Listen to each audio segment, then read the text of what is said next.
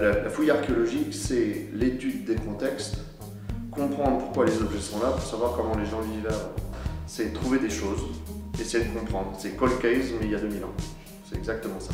Alors, c'est pas du tout une chasse au trésor.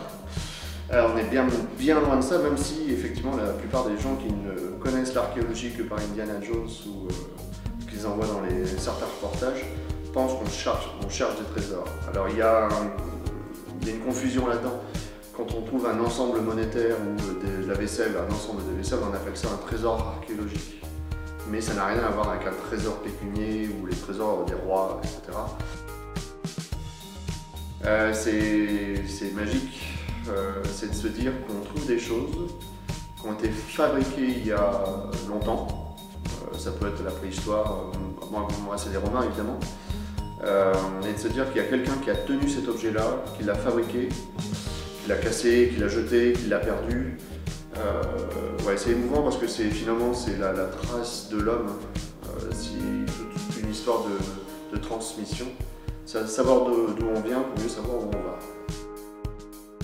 En 1997, l'année où on a trouvé le rasoir avec l'Oryctérope, qui sert de mascotte au musée.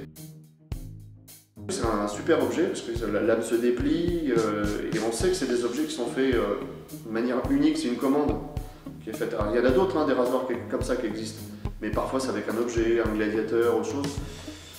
C'est tout petit, c'est vraiment tout petit, mais se dire qu'il y a un type qui s'est rasé avec, et puis qu'il y a, c'est le système de l'Opinel, c'est génial, quoi.